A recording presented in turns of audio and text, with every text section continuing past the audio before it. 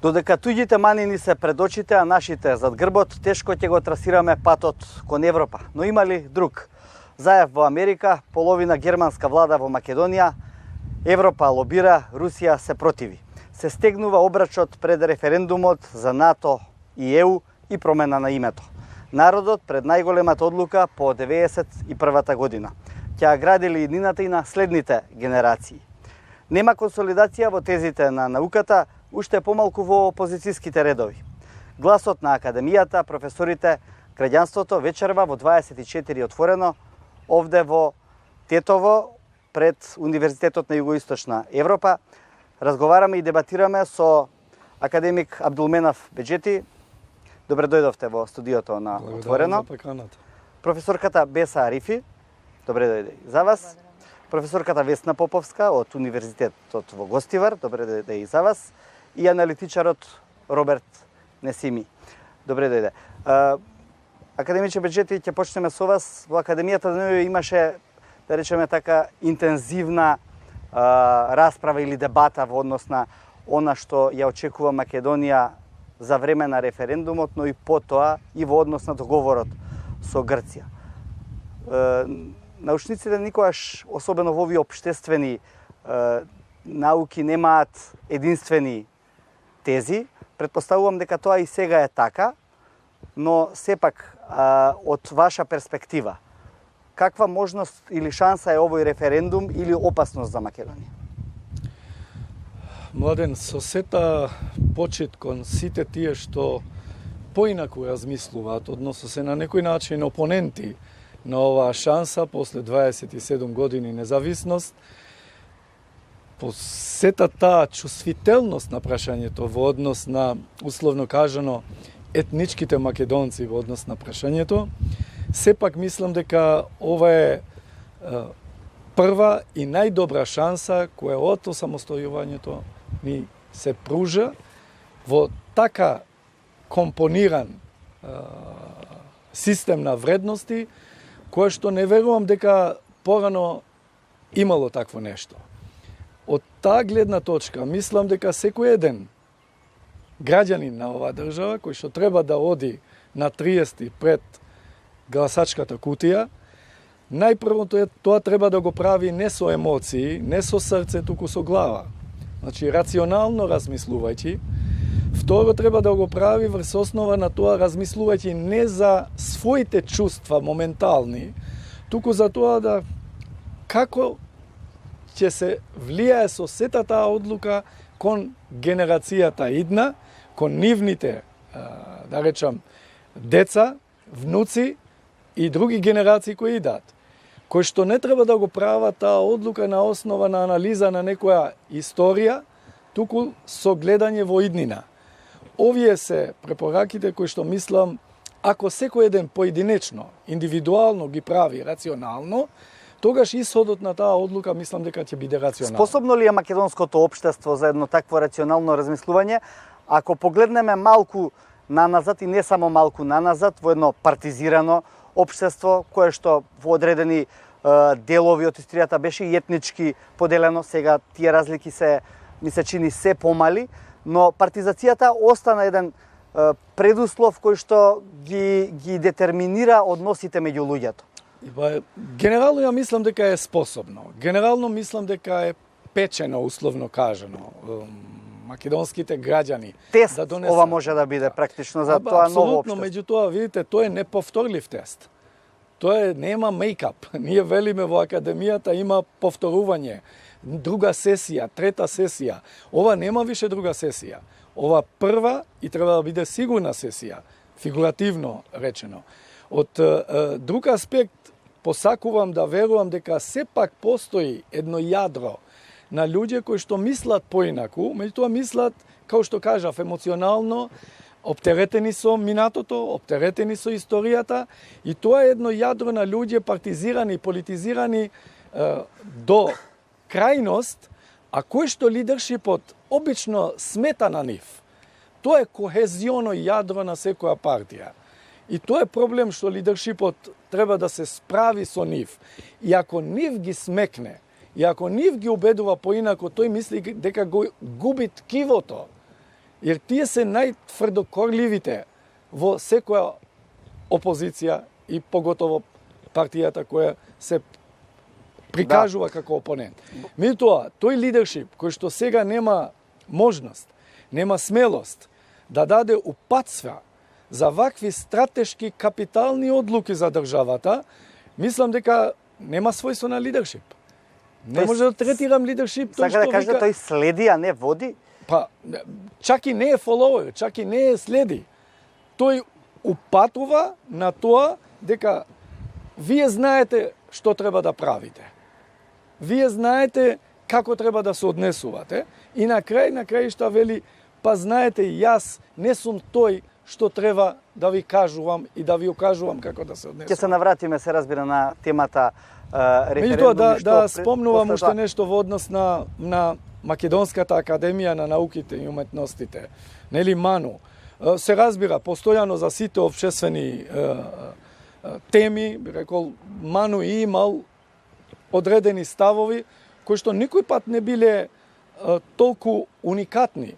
Впрочем, и во овај пат не се на некој начин толку уникатни во тој дел за да прават коезија на доминантен дел на членството на МАНУ. Впрочем, тоа е разликата во однос на ставовите. Поединци секој пат може да размислуваат поинаку. Меѓутоа, ставот на институцијата во случајот на МАНУ го прикажува претседателот на МАНУ.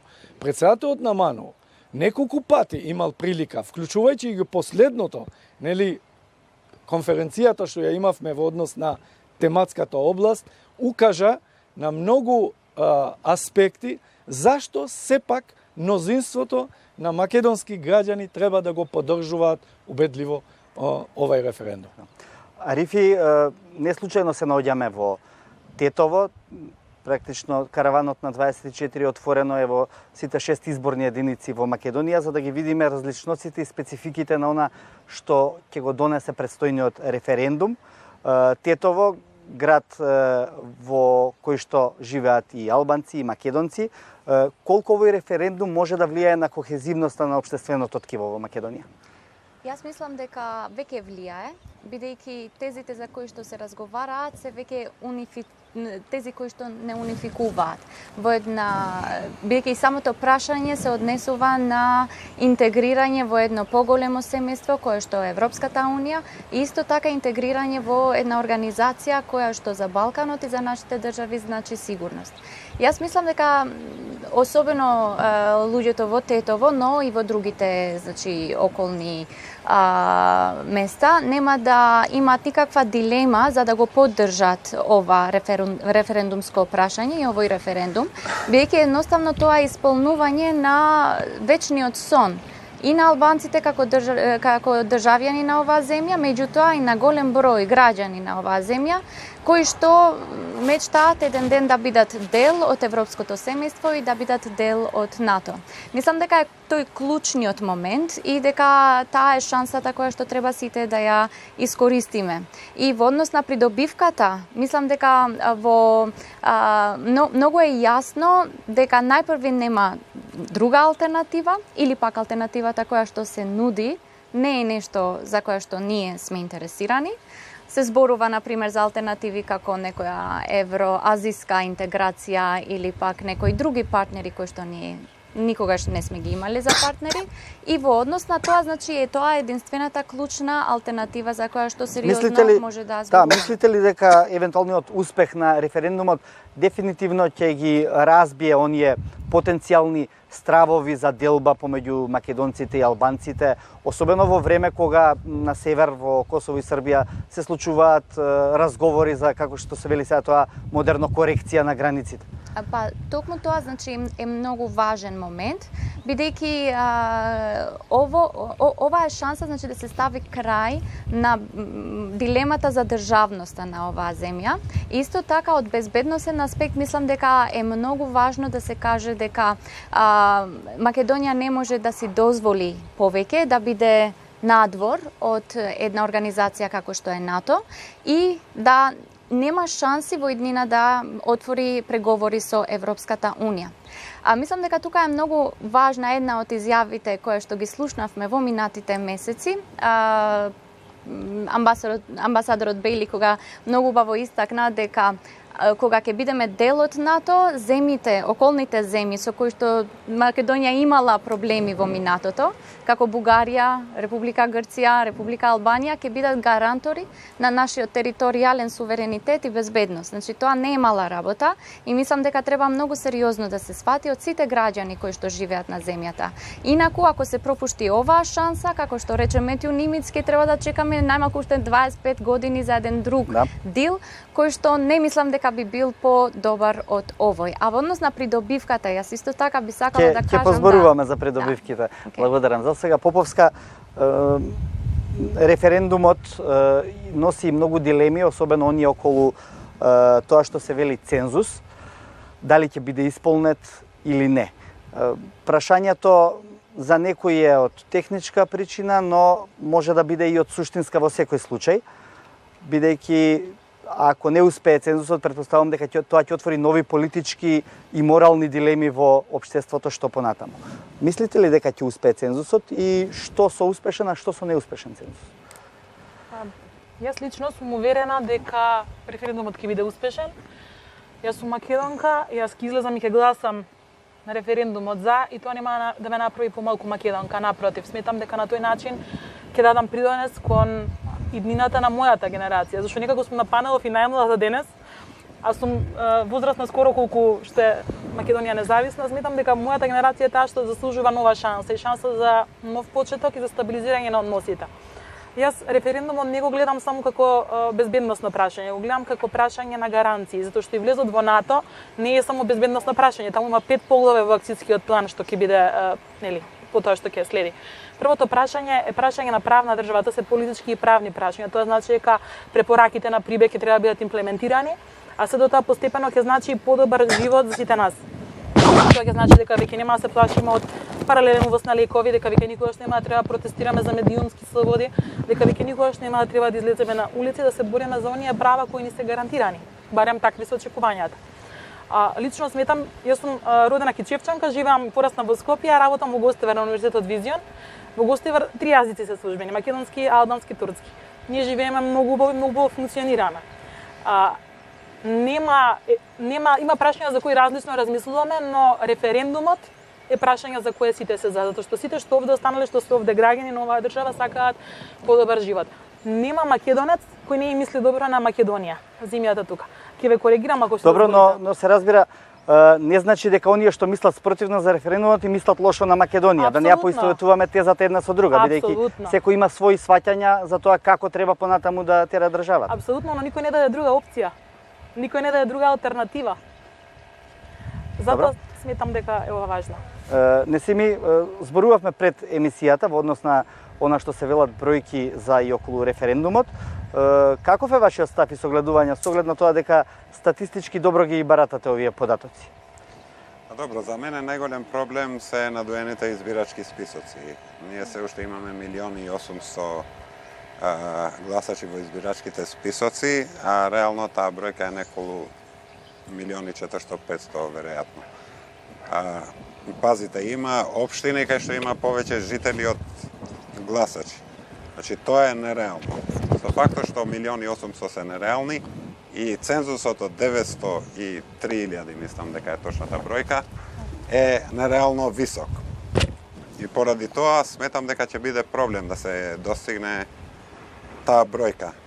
Ако гледаме, на пример, во парламентарните избори, обично излегуваат 1.100.000, најмногу 1.200.000 гласачи, така да и мал дел да бойкотираат, овој цензусот може да пропадне. Ќе се вратам на председателските избори. Таму прагот е уште помал, значи е 40%, и пак има проблеми да се постигне. Во 2009 година, кога првпат беше избран Иванов, председателските избори се одржаа заедно со локалните. Во 2014 толку беа ВМРО и ДУЈ плашени дека нема да се достигне 40%, што фингираа политичка криза и закажаа парламентарни избори во вториот круг на председателските само за да се постигне тоа бројка од 40%. Така да е тешко, бидејќи е нереално висока. Добро, што значи тоа во однос значи, на легитимноста или легалноста на еден референдум? Да завршам, ако ги земеме, да речеме, бројките од последните, било локални или парламентарни избори, има околу 220 до 250 илјади албанци кои редовно излегуваат на гласање и да речеме дека пак ќе излезат сите на референдум. Да речеме има околу 400 илјади гласачи на СДСМ, тоа се 650, ако ги земеме и некои помали етнички заедници, турци, роми, срби, власи, еве да речеме стигнуваме до 700 илјади. Тоа значи дека ви треба повеќе од половина од гласачите на ВМРО да излезат за да биде успешен. Дали ќе излезат или не, тоа не можам да кажам, само викам дека е тешко ако една партија бојкотира, а Тивко тоа се обидува да го бојкотира како што нема јавен повик за бојкот, но стои опцијата на до легитимноста, како што кажав, ја мислам дека реалната бројка е околу 1.400.000-500 илјади, што би значило мнозинство би било 750 илјади. Ако излеза 750 или 800 илјади гласачи на референдум, тогаш ја ќе сметам дека е тоа успешен без разлика како правно ќе се толкува тој делот на цензусот, а верувам дека од тие што ќе излезат, гласот ќе биде најмалку 3:1 за.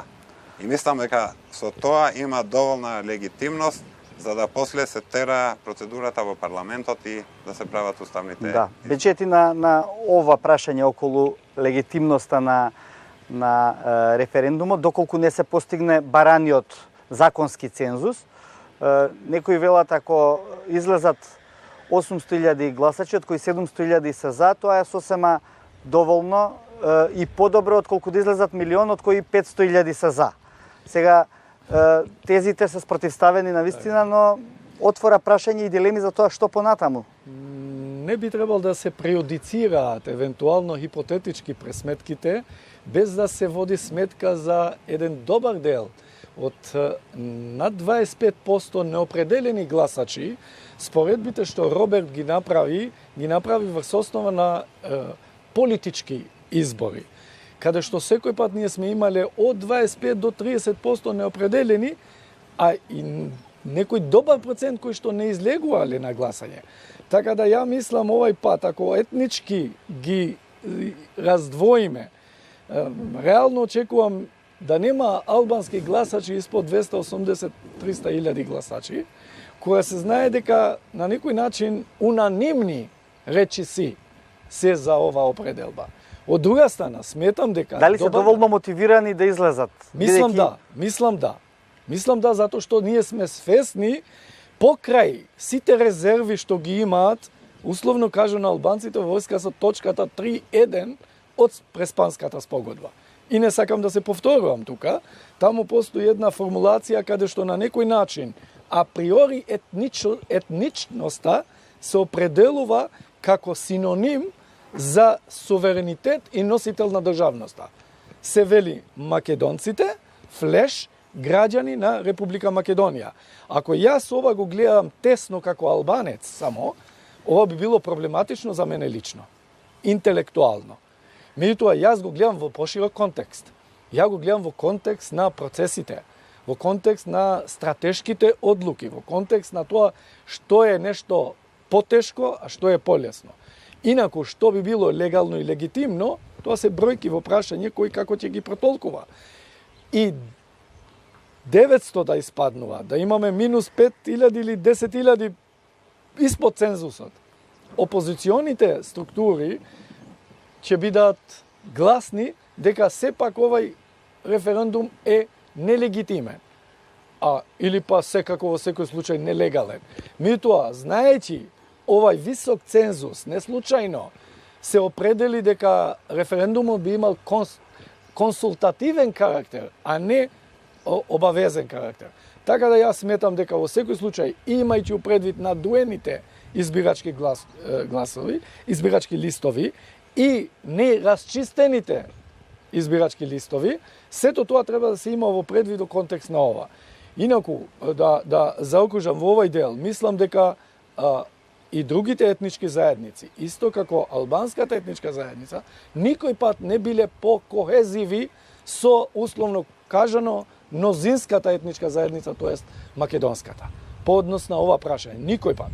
Добро, Значи, вака погледнато, сосема е оправдана тезата дека овој референдум како никогаш досега создава кохезивно ткиво во Македонија за градење на една модерна европска Македонија, северна Македонија. Видите, има поединци со европски предзнак. Да, има поединци албанци и некои структурирани структури, би рекол, во вид на некои интелектуалци и така натаму, кои што на некој начин сака да наметнуваат еден условен став во врска со ова, што би било лошо по моје длабоко размислување, затоа што нема условност во делот на коезијата. Социјалната коезија, општеството или станува коезиво и синергично меѓу себе, или не може таа условно да станува. Значи, под услов на ова, ние ќе бидеме коезиви. Така да, тука дефинитивно мислам, немало нешто како по заеднички именител досега, кој ги споил двете најголеми етнички заедници во Македонија, како што е случајот на референдум. Благодарам. Арифи, во однос на проеките и цензусот, и за вас истото прашање, легитимен ли би бил референдум кој што нема да го исполни цензус? Најпрво би сакала да кажам дека референдумот се поистоветува со парламентарни или со други избори. Треба таму да се прави јасна разлика. Не значи дека тие кои што ќе излезат на референдум автоматски ја поддржуваат владата. Не значи дека тие кои ќе гласат за на референдумот автоматски ја поддржуваат владината коалиција. Да, но дали ова добро објаснето исто така е прашање, бидејќи луѓето чувствуваат припадност секогаш во Македонија и сакаат да чувствуваат припадност, па се делат на табори на социјалните мрежи и татаму. Секако дека е така, меѓутоа, значи кога се зборува за еден важен таков момент на една држава која што поминала низ 27 години на изолација, мислам дека е времено, значи луѓето да размислуваат малце позрело и во врска со овие работи. Не викам дека политиката не е важна и дека не може да мобилизира луѓе. Сепак и јас се надевам дека токму тие како да кажам, тие луѓе кои што имаат малце повисока граѓанска свест, ќе успеат да го видат историскиот момент за кој што се зборува. Мислите дека ќе се постигне цензусот? Структурата на луѓе што ќе излезат на овие избори ќе биде поразлична од било кои партиски или парламентарни избори? Најпрвен тоа не треба да се поврзува никако со парламентарни или други избори. Ова е друга кампања, ова е друго прашање и тука луѓето треба да бидат уверени дека гласаат за својата иднина, не за било каков мандат на било која политичка партија. Сакам да кажам, за мандати се гласа на избори. Ако има на секој избори 200 до 300 или до 400.000 луѓе кои што не излегуваат на избори, мислите ли дека тука може да има квантум на група на луѓе кои што ќе бидат тука заинтересирани да го дадат својот глас, заради тоа што ова е надпартиски референдум и така натаму и така? Јас очекувам и длабоко сум уверена дека тоа ќе биде така и очекувам излезност на тие луѓе кои што покажале повеќе пати дека имаат повисока свест и на друг начин гледаат на работите, а не само според партиска определеност и различност. Да. Попоска некој вела дека референдумот е добра можност да ја спасиме Македонија од било која влада, дали од некоја на ВМРО, дали од сега оваа на СДСМ или од некоја идна, заради тоа што ќе се игра поинаку, под рефлектори би рекол понатаму. Тоа е оно што го спомна во првиот дел, апсолутно се сложувам. Ова е избор за да се биде или да се биде. Апропо, ако смеам да се надоврзам на и тој одговор мислам дека е прилично јасен. Ако смеам да се надоврзам на прашањата за легалност и легитимност, не смееме да заборавиме дека овој референдум мора да биде консултативен по својата природа, зашто и уставот и законот за референдум се прилично прецизни у кој случај се распишува задолжителен референдум, а кога консултативен. Законот исто така е јасен за тоа што треба за да биде легален. Значи цензусот е определен строго и тука нема калкулација. Мојот личен став е дека овој референдум ќе биде и легален и легитимен и не би навлегувало понатамошно калкулирање. Апсолутно се сложувам дека не може да се споредува со парламентарни или председателски избори, особено што моментумот е многу поинаков. Значи за прв пат во овие 27 години Македонија не е жртва, не е лошото детиште што сите доаѓаат да го искараат. доаѓаат високи странски дипломати, високи странски представници и за прв пат сме посочени како пример во регионот. Исто така треба да имаме на ум дека овие односи се двонасочни, не е само дека нас не требаат Европската унија и НАТО. Проширувањето јас лично го гледам во делот на безбедноста како нешто што е важно на Европската унија за да го оствари повторно својот идентитет, односно да се наврати на своите корени како безбедносна приказна и преку проширувањето да овозможи една друга безбедносна архитектура во поширок контекст. И ова може да се потврди од зборовите на Јункер кој пред една година кажа дека е крајно време да се разоди за спаната убавица од член 46 на договорот за функционирање на Европската унија. Добро, благодарам. Несими, и вас сакав да ја прашам околу она бројка корпус на гласачи кои што не излегуваат обично на избори. Дали сега може да бидат мотивирани во една ваква ситуација кога условно речено се незадоволни од владењето на претходната влада, сега имале едни очекувања, но добиле можеби други? Прво да се надоврзувам со тоа што рече професорката Арифи, тоа е точно дека не треба да се гледа на гласањето за во референдумот како гласање за доверба на владата и мислам дека барем во кај етничките албанци тоа го сфаќат. Инаку Дуи има 85.000 гласови на последните избори, ние очекуваме 250.000. Значи, очигледно е дека голем дел ќе излезат иако се против владата. За другиот дел, кој што викате дали ќе успеват да се мотивират да гласат, ја не би можел да кажам, пошто реално не знам колку се тука. Значи, ние зборуваме за излезноста во проценти, од тој 1.800.000, од тој корпус од 1.800.000, меѓутоа голем дел од тие гласачи што се во списоците се и надвор од земјата. Не знам како тие би се мотивирале да гласат, така да не би можел да кажам. Ја не очекувам дека ќе има нешто кој знае колку над тоа што обично излегуваат на избори. Од друга страна гледаме дека и активноста на политичките партии, мада сите се на терен, барем овие што го поддржуваат референдумот, не е на ист степен како што е за парламентарни избори или за локални избори. Добро, ако се погледнат медиумските пораки, рекламите, активноста е прилично силна. Тоа да, меѓутоа на терен не е. Значи, например, кога има избори, вие имате партиски штабови у секое мало. Сега нема. Значи, кампањата е повеќе во таа смисла медиумска, така да не знам колку ќе се постигне ефект на излегување на повеќе од... Да, беџет имаме кампања која што е доста медиумски експонирана и која што главно ги потенцира придобивките од членството во НАТО и во Европската Унија, што е логично и добро е да се знаат придобивките, но малку зборува за односите со Грција, за договорот со Грција. Мислите дека ќе беше почесно кампањата да имаше и една друга димензија која што многу почесно ќе ги објаснеше сите елементи што произлегуваат од тој договор, или ова е можеби испробана рецепта? Ја мислам, како и многу други, дека договорот е нешто што на некој начин ни е наметнат. Не е наша најдобра опција. Никој не го сака ако го прашате интимно. Да не беше условено 27 години, не ќе дојдеше до овај договор, ниту па имаше потреба граѓаните да се изјаснуваат. Не мислам дека нешто е преференцијално by default, туку апсолутно наметнат и како кочница на сите наши напори за унапредување евроинтеграцијски процеси. Ја знаете дека колку долго стоиме на една станица со еден статус, само затоа што не можеме да прогресираме.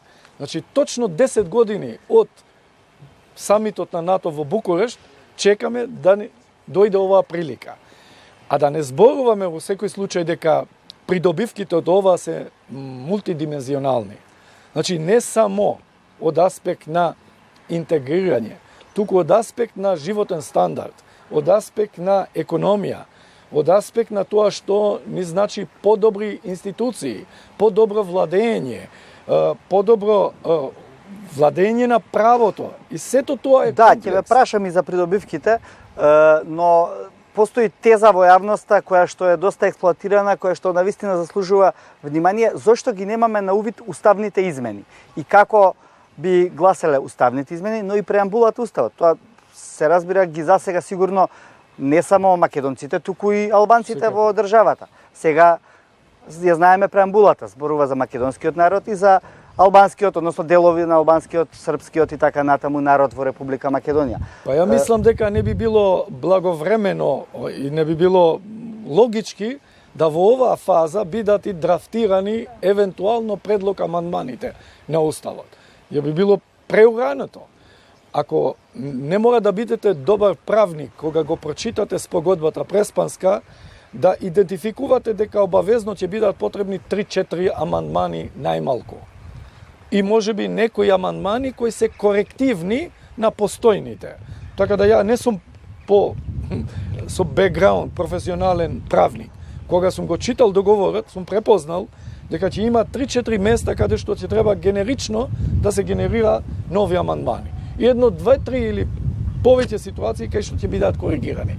И што од сега априори да се драфтираат тие амандмани кои ќе внесуваат уште повеќе заблуда.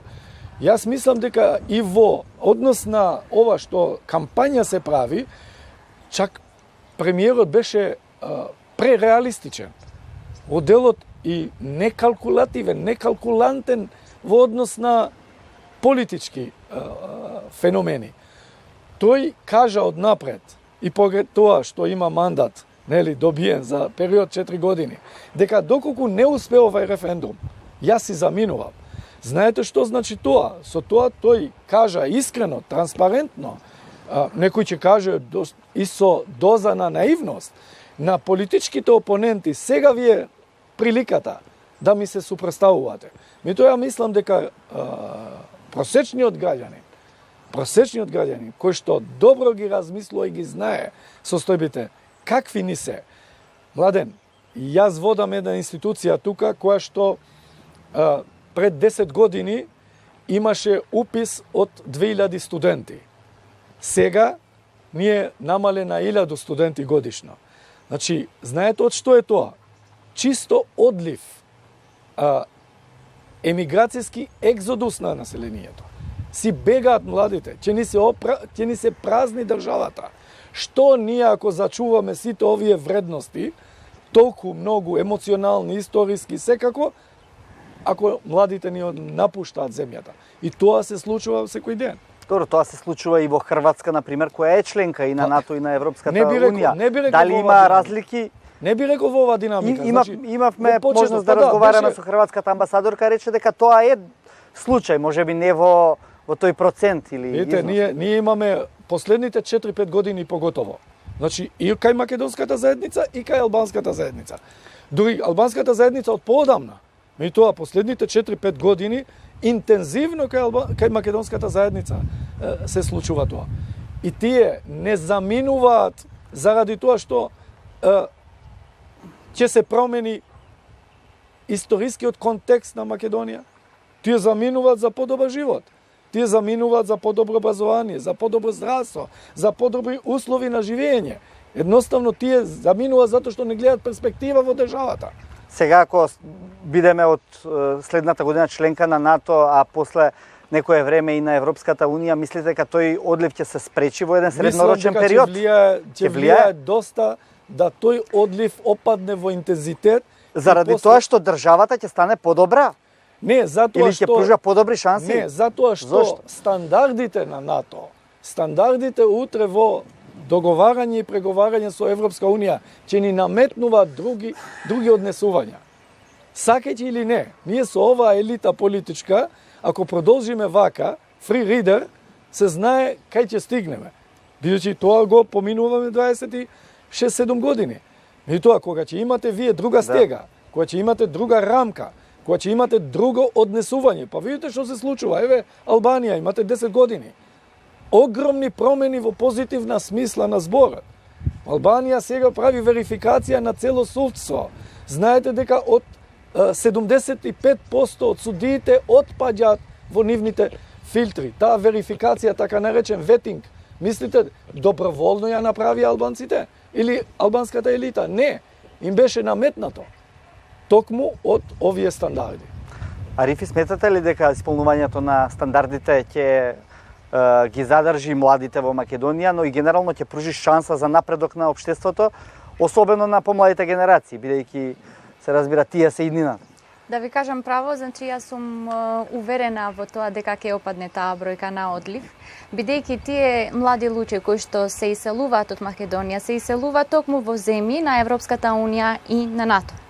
И еве да направиме ретроспектива на тоа каде живееме ние сега. Во 2001 година беше формирана институцијата на која што и јас и ректорот работиме, и да не беше таа институција, значи формирана со помошта на државите од Европската унија и на земјите од НАТО, особено на Соединетите американски држави, можеби и ние немаше да бидеме тука.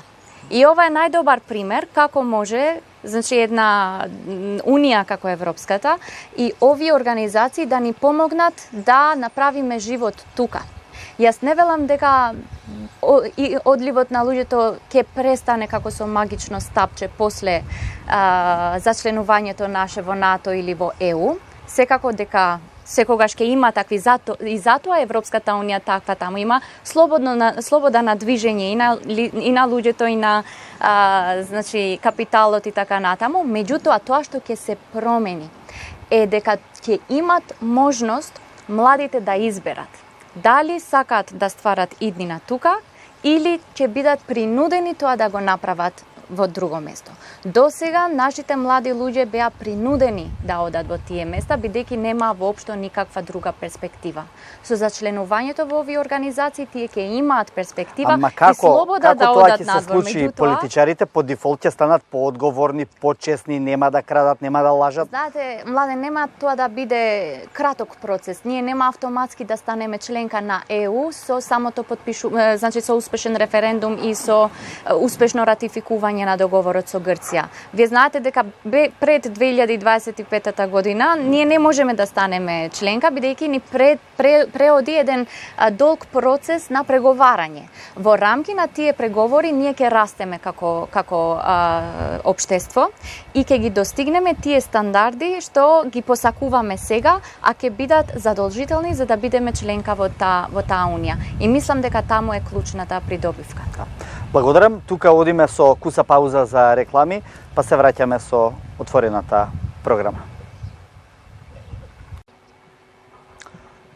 Во Отворено во Тетово дебатираме на тема референдум, предизвици Македонија во НАТО и Европската унија со Беџети Арифи Поповска-Несими.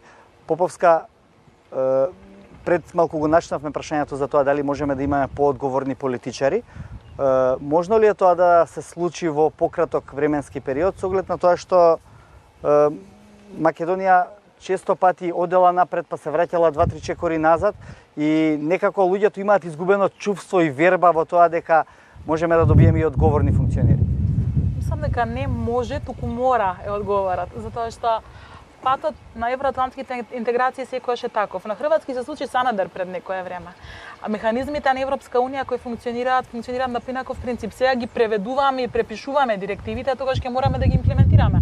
Например, еколошката безбедност е сериозен проблем во Македонија. А ако бевме дел од Европската унија, Дрисела никогаш немаше да може да го прави тоа што да го согорува на што го согоруваше изминатите неколку години. Од друга страна, ниту една земја по влезот во Европска унија и НАТО не станала помалку демократија, не се вратила чекори наназад. Дури примерите на Орбан на Унгарија се алармантни во делот на тоа дека кога они се обидоа да донесат нов закон за високо образование за да ги неутрализираат приватните универзитети, Европската комисија потегна процедура на инфринџмент, односно ги смрзна процесите. Веќе имате не камшикар, но имате некаков контролор. Убаво рековте, тоа е игра под рефлектори. Не треба да забораваме дека мандатот на специјалното јавно обвинителство меѓувреме ќе заврши некои други процеси и дека кривичната и политичката одговорност кои еднаш ќе се наметнат, кога ќе се воспостави некоја правна држава, некаков ред и поредок, веќе ќе почне да се дише нов воздух, ќе има нов ветар. Благодарам.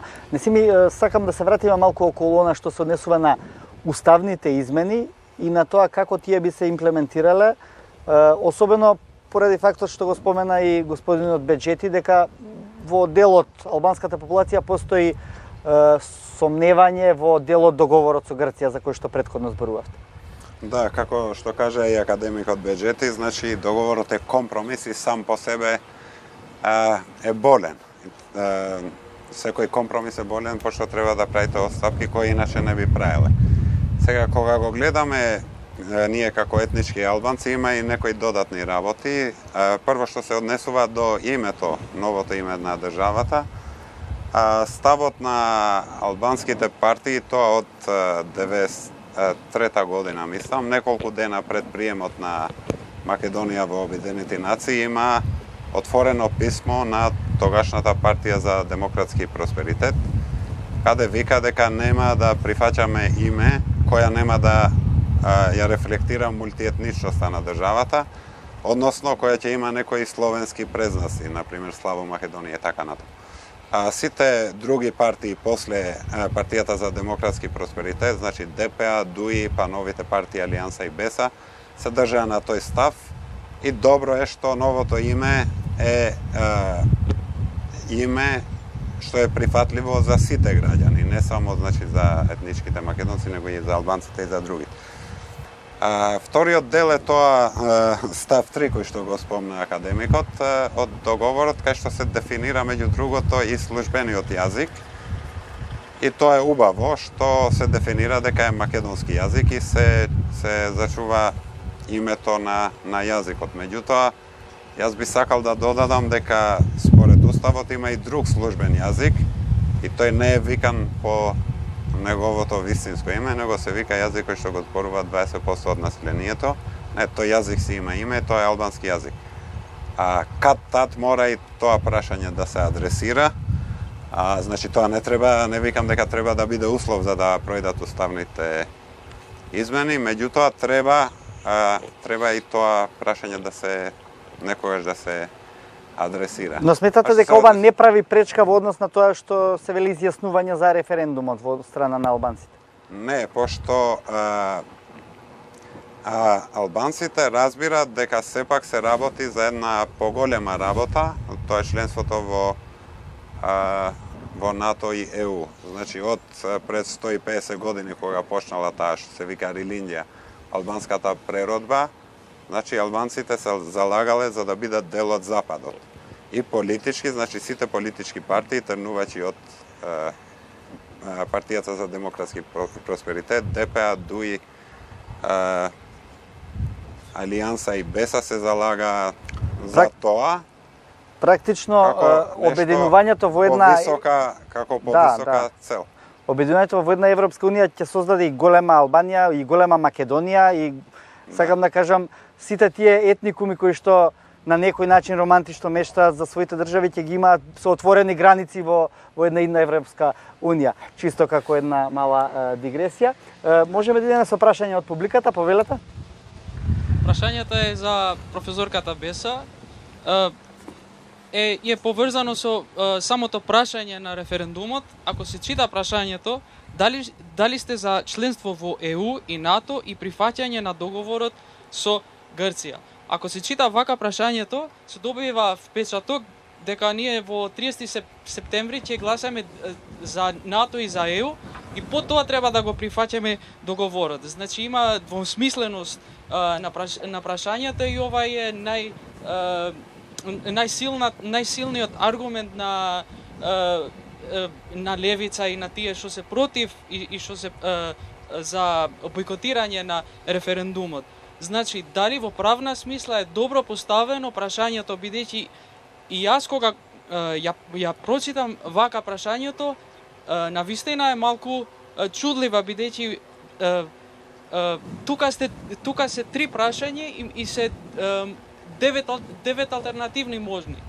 Например, јас можеби сум за НАТО и за ЕУ, но можеби сум против договорот. И спротивно сум за договор. Ме сваќате, значи дали е добро поставено прашањето во правна смисла? Добро, Арифи повеле. И во правна и во реална смисла не би можело подобро да биде поставено прашањето и појасно. Зошто велам така? Зашто мислам дека не е воопшто збунувачки, ниту правно проблематично прашање. Бидејќи, значи, неслучајно е дали сте за ЕУ и НАТО преку прифаќање на договорот. Тоа јасно ни кажува дека не можеме да стигнеме до тие две дестинации без да го прифатиме договорот. Значи, прашањето само по себе ни кажува зошто го прифаќаме договорот. Знаете, и ни дава можност плюс да се одредиме и да имаме, како да кажам, аргумент зошто би прифатиле договор кој што е компромис, кој што можеби не ни се допаѓа најмногу, кој што не е идеален и не ни може да биде идеален еден договор кој што е компромис. Разбирате? И поврзувањето со тоа само ни укажува на фактот дека ние не можеме друго, дека нема друга алтернатива како ние да стигнеме до целта што е ЕУ и НАТО без тој договор. И тоа ни го кажуваат не само, значи, нашите граѓани, политичари, лидери така натаму, туку и најважните личности од самите овие организации. Значи, не знам дали има појасна изјава од тоа на Столтенберг, кој што кажува дека без прифаќање на овој договор, без овој референдум, без овие уставни измени, ние не можеме да бидеме членка на НАТО. Значи, заради тој факт, прашањето е поврзано, а не заради тоа ние не одлучуваме дали сега ќе станеме членка на ЕУ или НАТО, туку одлучуваме, значи, на која насока ние мислиме. Дали сме за овие организации, бидејќи едноставно цело време тоа го кажуваме, нели, дека таму сакаме да стигнеме, или сме за нешто друго. Тоа е, мислам дека во таа суштина треба да се гледа прашањето и да не се дозволува тоа да се каже дека е збунувачко. Не, воопшто многу е јасна е причината зошто сме дојдени до тука. Само погледнете назад. Можеме да ги чуеме и другите го дискутанти на ова прашање, бидејќи прашањето е сосема легитимно и поставувано во јавноста. Беџети па Поповска па Неси. Да, мислам дека имало доста дебати во однос на тоа и пред да се формулира прашањето и легално како е регулирано, нели, дека не треба да биде двосмислено, не треба да биде ваква или онаква. Ми тоа мислам дека токму така како што беше кажано, формулацијата е соодветно затоа што цел на сето ова е дестинацијата и да ја надминеме пречката. Значи, поставена една пречка стратешки 27 години која не ни дозволува поинакво движење во тој правец. Ако треба да споредиме, прашањето 91 е поманипулативно од ова сега? Па мислам да. Не само по-манипулативно, недвосмислено, не по-двосмислено, туку тросмислено. Вие знаете таму запирката па продолжува со право да стапи во сојуз, со право да се спои и така натаму и така натаму. Дури тоа во една ситуација која што било огромни разлики во општеството внатре. Вие како што знаете, една цела заедница, втора најголема, албанските тогаш не гласаа. Не ми е познато дека и другите заедници, као турци, роми и другите, па гласаа за тоа. Така да не може да се постави поистовртеност на ова прашање со тоа тогашното. Многу е јасно. Сегашната врска меѓу двете прашања во денешното прашање е посилна отколку во она од 91-а. И посилно и е условно. Значи тоа е на некој начин поврзано. Поинаку и не може да поставите прашање. А тогаш немало никаква условеност, тогаш било примамливост. Значи имало и такви кои што сакале и преферирале спојување. И затоа тоа било така. И затоа мислам дека ова сега е на некој начин причинско последично поставено прашање. Добро, Несими па Поповска ќе има. За мене не е спорно, пошто двете работи се поврзани. Значи договорот од една страна и членството во ЕУ и НАТО. Значи тоа take it or leave it, не може тука да бидам за, тука против, така да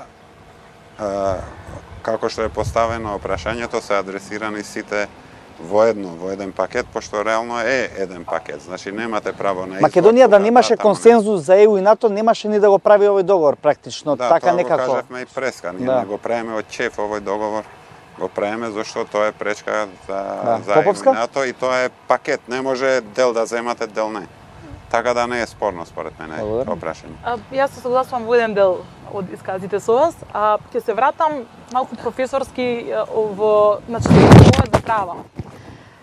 Кога станува збор за толкување правно, примерен метод на толкување е јазичното толкување, а втор метод на толкување по него е телеолошкиот или целесообразниот. Значи ова е наводен во право, случај прв семестар на правен факултет.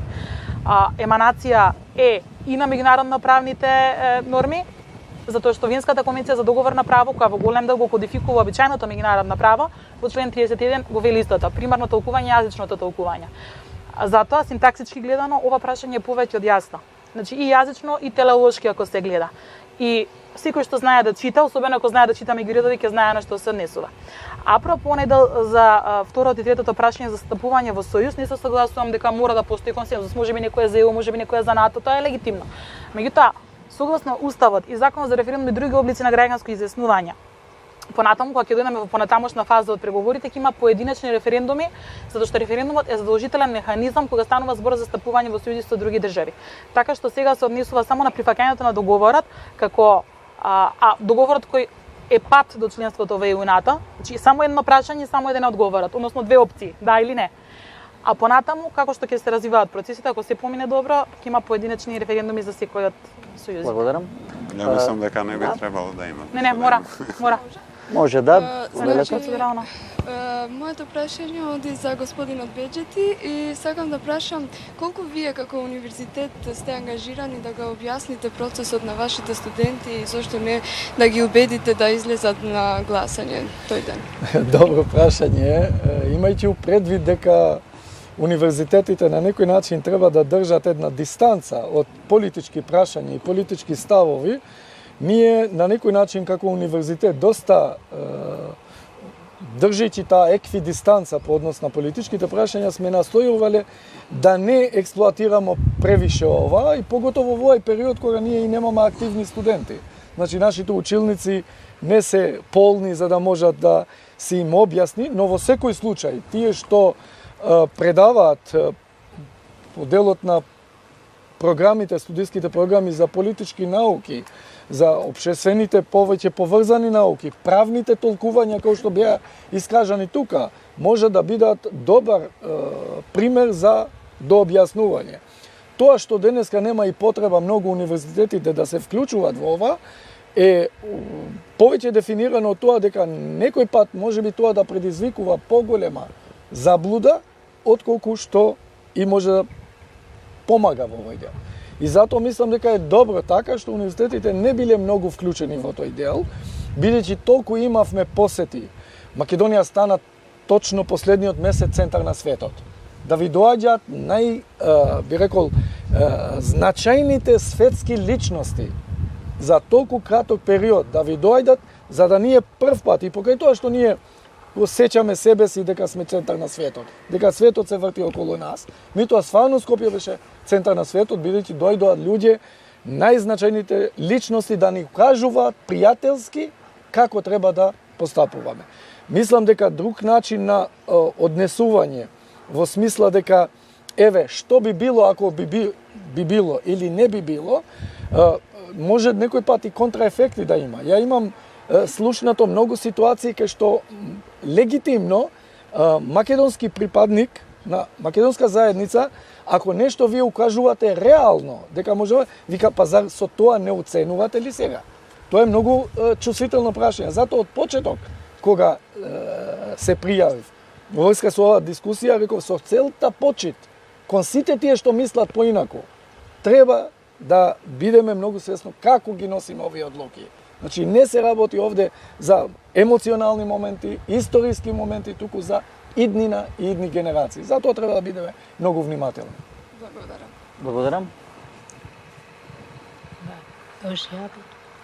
Како представничка на Женски форум, тоа е организација која што делува во Полошкиот регион, имавме разговор со членките и сите сме за влез во НАТО и Европската Унија. А зошто го велам тоа? Затоа што до сега ние не сме добиле проекти ниту од владата, па и на локално ниво во многу мали мери, така што веруваме дека можда ќе се промени состојбата на невладините женски организации. Податоците покажуваат дека во Полошкиот регион, кој што е во поголема мера рурален дел, дека жени од 20 до 24 години се надвор од пазарот на трудот, а и тоа 59%. Тоа е голема бројка, и од 24 до 29 43%. Затоа, значи, наше е да делуваме, да сме за да влеземе во Европската Унија. Сега ве прашувам, дали со влегувањето, затоа викаме, дали со влегувањето во Европската Унија ќе има промени и ќе се намали овој процент голем што е за жените од надвор од трудот, што се пазарот на трудот. Може попуста. Многу ви благодарам што го поставивте прашањето, затоа што за мене е ова посебно важно. Јас се сметам за активист за родова еднаквост и тоа е една од причините за кои сметам дека е неопходно да го поддржиме референдумот и промените кои ни следат. Европската Унија и НАТО, но пред се Европската Унија се базира на принципите на еднаквост, на еднакви шанси. И исто така нуди многу можности. Значи нуди, како што реков, и преку невладин сектор, и преку владините политики. Затоа што Европската Унија се залага за еднаквост во одлучувањето и веќе ги воспоставува не квотите, него принципите на паритет и во одлучувањето и во можностите за девојките, посебно за млади девојки од рурални средини. А на Македонија тоа е и текако потребно, затоа што нема рамномерен регионален развој, посебно западниот дел. Искрено верувам дека тоа е една од главните причини за кои требува да го поддржиме и дека шансите ќе бидат евидентни на повеќе нивоа, пред се во шансите за образование, шансите за вработување, шансите за личен развој, разбивање на стереотипите. Ние сме се уште балканисти во менталитетот. Многу ни е поважно да го смениме светот околу нас со лични примери, да ги охрабриме жените кои се плашат од она што ќе го кажат соседите, пријателите, за тоа што може и што не може една жена да прави. НАТО, од друга страна, веќе ги има родовите советници, исто така внесува на друга димензија во безбедноста и искрено верувам дека тоа е за општо добро. Благодарам. Само накратко да додадам на ова многу важно прашање. Денеска имавме прилика да слушаме презентацијата на Светската банка во однос на најновиот извештај што тие го права за диагностицирање на економската состојба во државата. И беа три, да речам, пиларни или три столбови на прашања. Првото прашање беше во делот на продуктивноста, второто е невработеноста и пазарот на трудот, сегмент кој што вие токму го покренавте, и третото е одржливиот раст во Македонија. Значи, во таа диагноза, сите три овие прашања се доработени во една матрица која што е многу специфична и чувствителна. И тоа од студија, нели, од Светска банка, релевантна, со однапред коезиона методологија и слично. Што констатирале на крајот на краиштата? Кога го анализирале пазарот на трудот во Македонија? Што се случува? Верувајте, катастрофално е состојбата на активното население кое што е припаѓа на пазар на трудот. А ако влегуваме полово внатре, уште покатастрофално е делот на половата рамноправност во тој дел. Така да и еден дел од препораките што тие ги даваат е токму во делот на подобрување очекуваат при ваквите промени кои што се капитално структурални. Значи, не очекуваме тука брзи промени, но сепак тенденцијата на добра промена, на позитивна промена, апсолутно се очекува. Благодарам. Друго прашање од публиката дали имаме? Еве, може тука. Може да станете како сакате. Да, како сакате, не е проблем. Да, ќе ве молам да станете затоа што заради камерата. Благодарам. Што е поентата на бойкотирање на референдумот, а не искачање на референдум и гласање против? Дали со тоа сака да се минира процесот или се крие нешто друго по тоа? Благодарам за прашањето, ќе бидам кратка. Нема поента, тоа е бегање од одговорност и бегање, криење во сопствениот пораз. Затоа што ВМРО-ДПМН е свесна дека доколку на овие избори, односно доколку новиот референдум помине, веќе нема враќање назад. Ќе мора се соочи лидерството на ВМРО-ДПМН и со политичката и со кривичната одговорност. Искрено верувам дека се обидуваат да купат време и дека се обидуваат да добијат на тежина во некој друг момент. Доколку се не толку сигурни во волјата на народот, доколку се толкави патриоти, што не го повикаат своето членство и што не повикаат сите нас да гласаме против ако сметаат дека овој договор е лош.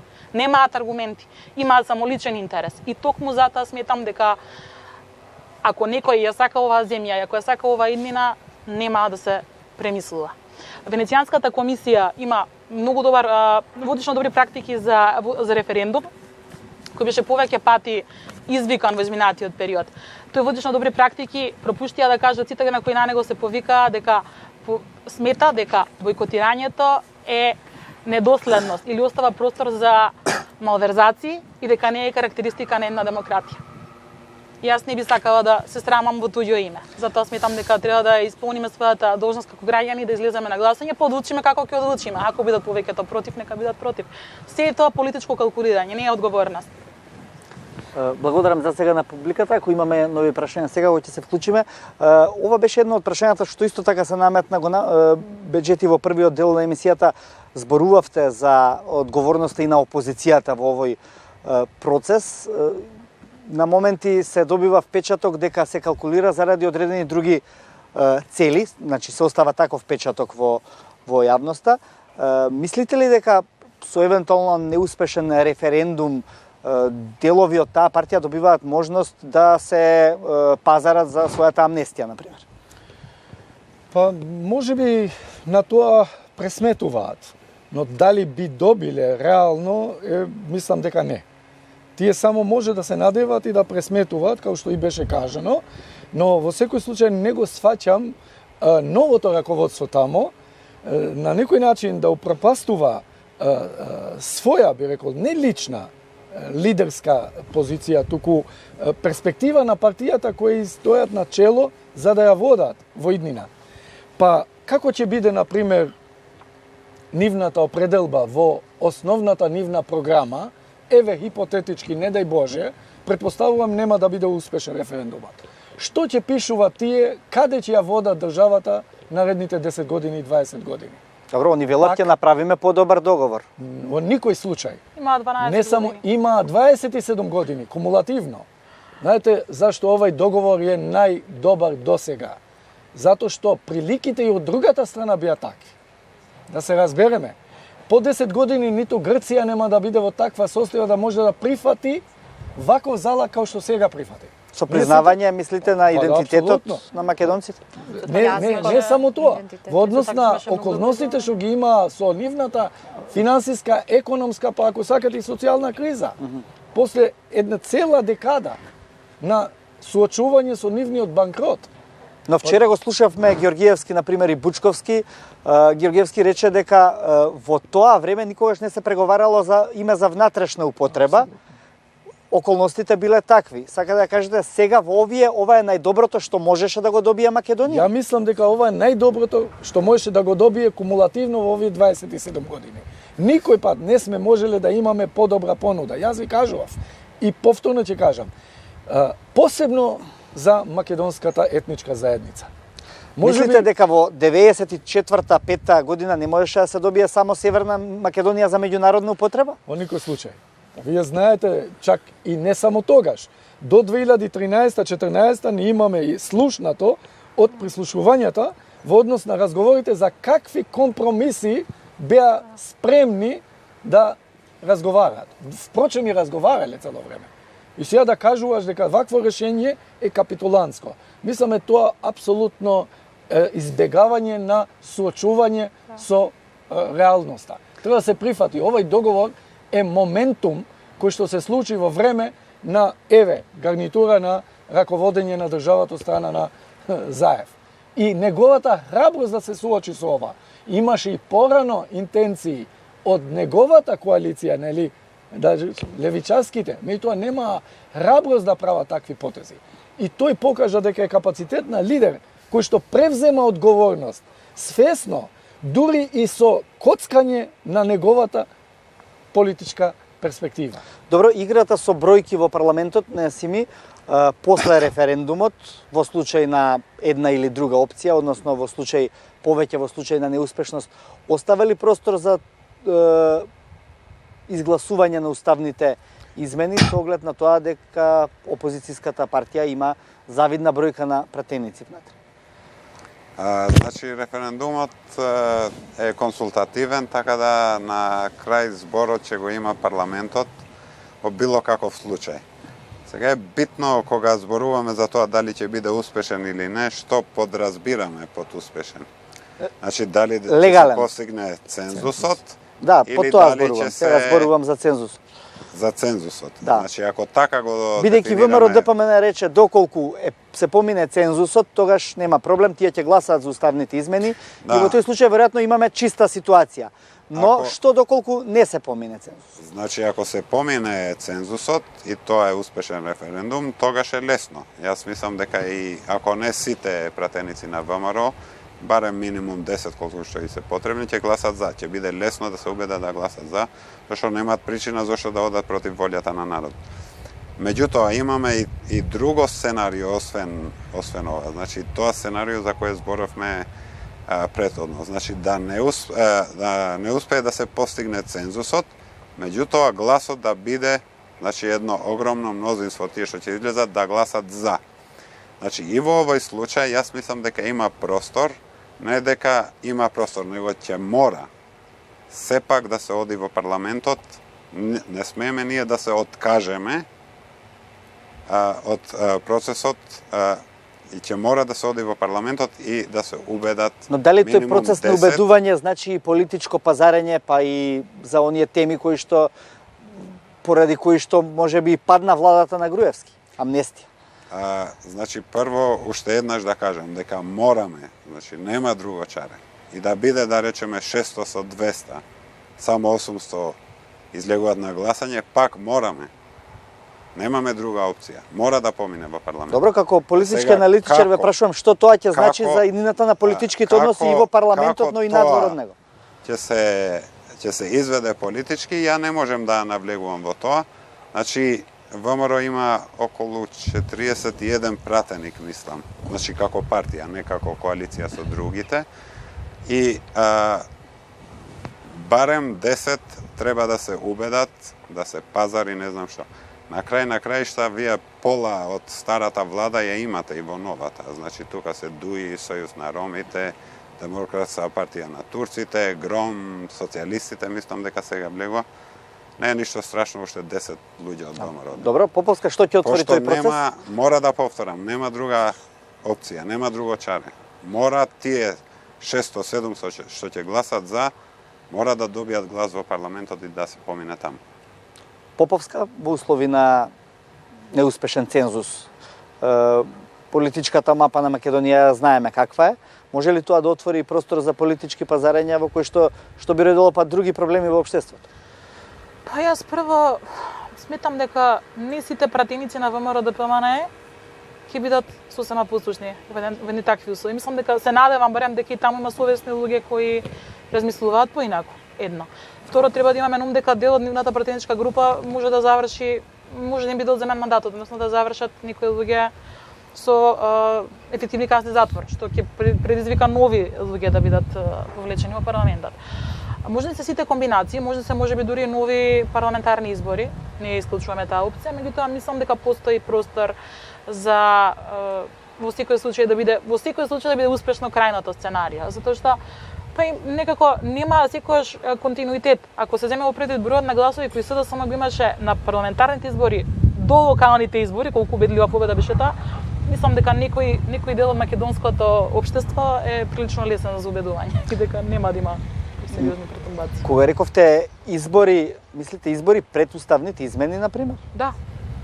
Верувам тоа е интересно сценарио вака кога ќе го слушам, но дали е изводливо со оглед на кусите рокови во кои што Македонија треба да ги изгласа уставните измени. Арифи? Не е пожелно сценарио, но мислам дека не е нешто што треба да се исклучи, затоа што овој договор мора да успее. Нема друга опција и дека сите сценарија се возможни. Добро, Арифи, во однос на овие неколку сценарија што ги спомнавме сега, вие долго време се занимавате со процесите во што се водат според кривичниот законник, впрочем тоа е вашата струка како професор. Мислите ли дека е можно Македонија да влезе во процес на едни политички пазарења во едниот период доколку не успее референдумот? Многу е тешко тоа да се случи. Знаете зашто, бидејќи кога тоа не се случи, кога требаше да се формира новата влада, кога тогаш не се договори амнестија, кога беше толку тесно мнозинството и толку, како да кажам, сензитивна целата ситуација во Македонија, многу по-мали се шансите тоа денес да се случи. Најпрвен бидејќи рейтингот и на владата, и на коалицијата, и на сето друго се промени и сега веќе имаме некоја друга политичка ситуација во земјата.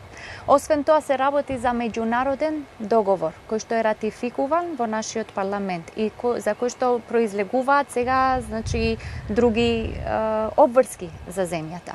Знаете, во правото постои таа изрека пакта sunt servanda, договорите треба да се спроведат и според тоа во договорот не случајно пишуваше дури дека ни референдумот не е задолжително да се одржи, туку да се иде директно на уставните измени. Сепак тоа беше ветување кое што владата, премиерот Заев и така натаму го задржа.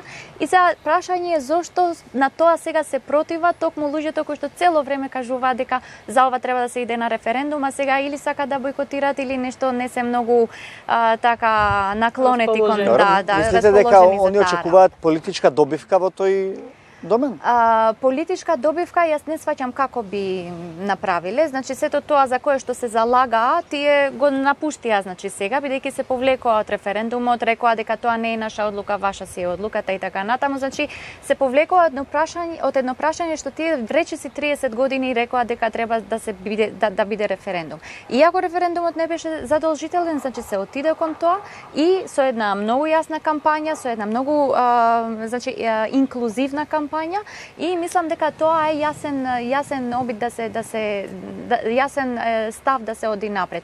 Јас не мислам и не верувам дека амнестијата ќе се случи, бидејќи ако за тоа значи се преговараше во минатото, тоа веќе не е тема. Значи може Тоа би значило сериозен пат и на рейтингот на владата на Заев доколку дојде, претпоставувам до такво нешто, бидејќи тој својот политички капитал го изгради врз основа на тоа дека ќе расчисти со криминалот како предуслов за и нивната влада понатаму да не прави криминал. Тоа оди во спротивно со сите тие европски вредности и вредности на НАТО и други западни вредности за кои што се залагаме за владење на правото и така натаму, така што јас не верувам дека тоа ќе биде тезата и за тоа секако дека има луѓе кои што тоа би го сакале, особено сега кога се повеќе има пресуди, значи првостепени пресуди заради тие тешки случаи на криминали, меѓутоа тоа нема да биде опција, бидејќи не беше опција ниту во времиња кога беше многу тешко да се достигне тоа мнозинство. Но и самиот Заев даде јасно ветување.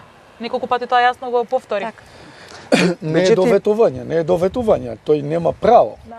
Генерално нема право. Кој има таа право да преговара за амнестија на криминал? На нешто што е видливо, материјално докажано, противправна лична корист создавал некој злоупотребајќи супозициите.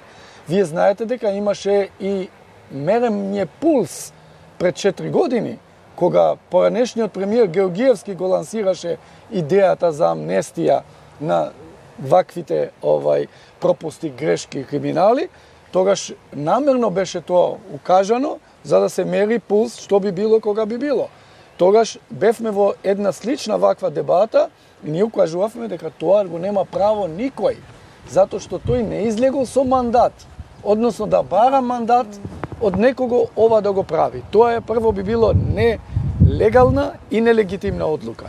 Ако 2008-та Македонија влезеше во НАТО, во турнусот со Хрватска и со Црна Гора, претпоставувам дека крвната слика на Македонија сега ќе беше поинаква и со Албанија. Крвната слика ќе беше поинаква. Македонија за 10 години од сега, ако треба да ја опишете во 2 реченици, како би ја опишал? Мислам дека би било најпрво побезбедна од сите аспекти, од регионален, па ако сакате национален контекст, ќе биде со подобар животен стандард секако, по 10 години со помала корупција како досега и со помал интензитет на избегнување на младите од земјата. Благодарам, Беџети Арифи Поповска Несими, ви благодарам што бевте гости во 24 отворено, односно на некој начин и наши домаќини овде пред Универзитетот на Југоисточна Европа. Почитувана публика, ви благодарам и на вас што бевте активни денеска. Останете со програмите на телевизија 24, следуваат вестите.